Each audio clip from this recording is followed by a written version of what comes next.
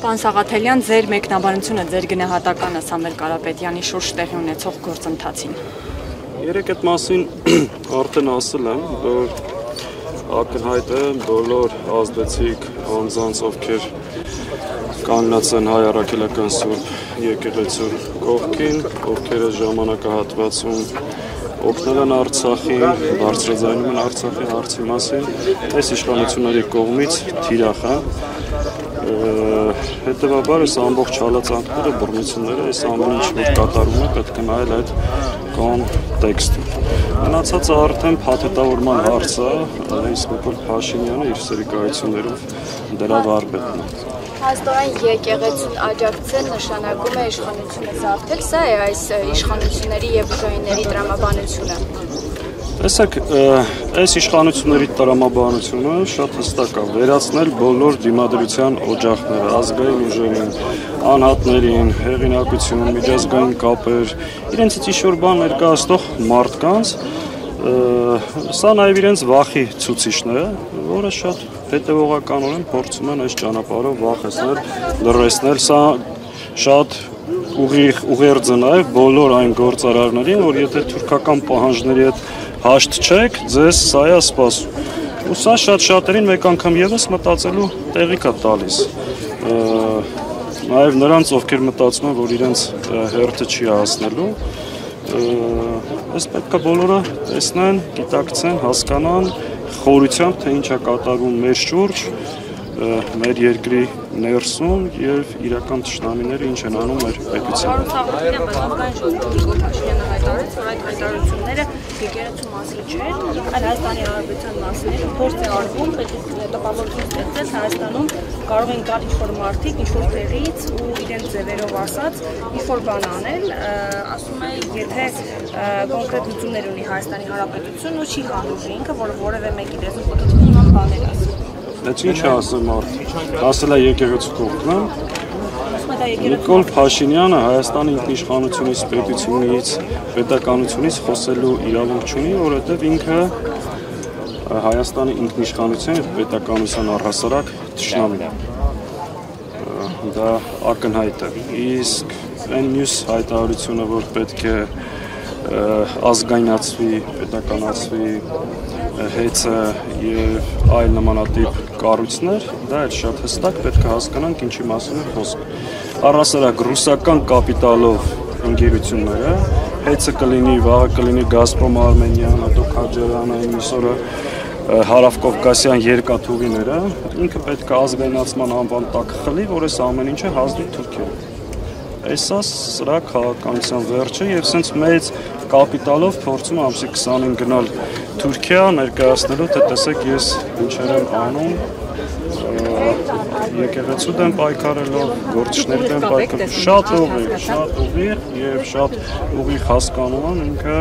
քայլեր է ձեռնարկում ռուսական կապիտալով ընկերությունների, ռուսական ազդեցությունը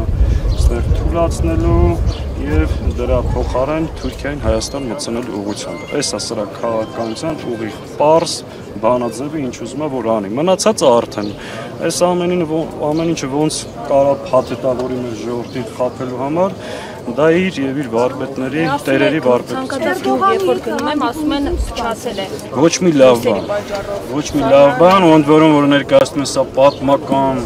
առաջին դեպքն է եւ այլ, Նիկոլ Փաշինյանի կառավարման 7 տարիները բոլորը ձախողման, պարտության, նվաստացման, հերթական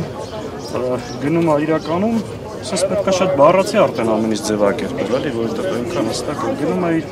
ավագ եղբորից նոր հրահանգներ ստանալու համար։ Իսկ եթե այն խոսակցությունը, որ կա այն օրակարգը նաև գնում է Անկարայում քննարկել Բաքվի հետ այսպես կոչված խաղաղության պայմանագիրը, որ իրականում կապիտուլյացիա է, ու արդեն Թուրքիան է միջնորդ դառնում հայ-ադրբեջանական հարաբերություններին, նրանով արդեն ամեն ինչ ասված։ Պարոն Սաղաթելյան, իսկ ինչ եք անում դուք ձեր քաղաքական ուժը կանխելու այս սցենարները, որոնց մասին նշում եք։ Դուք այս հարցը սենց առանձնապես ինձ հետևական պատասխանեցիք, ես սիրով ամեն անգամ պատասխանում եմ, ասնով 5 տարվա ընթացքում կարծում եմ ինչ ենք արել բոլորի աչքի առջև, առհասարակ այդ հարցը պետք է տակ նրանց, ովքեր մինչև հիմա որևէ բան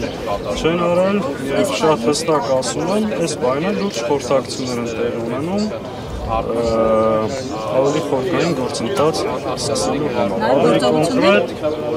Ավելի կոնկրետ գործընթացը ենթադրում են այլ գործողություններ, ավելի կոնկրետ, ավելի հստակ ես ման եւ բան չեմ կարող որոշնական ասել, բայց կարող եմ հստակ ասել, որ կա խորհրդակցություն տարբեր ուժերի, քաղաքական գործիչների միջև ստեղծված իրավիճակում համարժեք քայլեր ձեռնարկելու ուղղությամբ։ Պարոն Սաղաթելյան, երբ Փաշինյանը նամակների միջոցով օրինակ նույնիսկ ԲԴԽ-ի նախագահ է աշխատանքից հանում, այս պարագայում դատարանից ինչ ակնկալիք ունեք։ Առհասարակ Նիկոլի դատարաններից մեծ ակնկալիք ունենալը լուրջ չի, բայց քանի որ գործը շատ ջուրը, շատ ծիծաղելի է, ծաղրի առարկա է սա ամեն ինչը, դրա համար միշտ ինչ-որ մի տոկոս հույս ունես արդարության, չգիտեմ,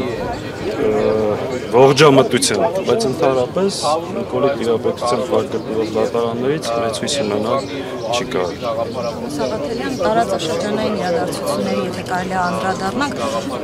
Իրանի հայ համայնքից արդեն ներկայացուցիչներ ունեն, ովքեր փորձում են վերադառնալ Հայաստան սահմանക്കുന്ന սահմանները, խոսում եք իրենց հետ, ինչ կապ ունեք, ինչ չկատարում եք։ Համանա մեկ ժամ առաջ եմ խոսել Իրանի ընկերների հետ, դաշնակցությունը կառույցները համայնքում կայացում բավականին վիճակը գնալով տագնապալի է դառնում։ Հայաստան այս բանին գալիս է ոչ միայն իրանահայեր, այլ նաև իրանցիներ ու բավականին մեծ հոսքով։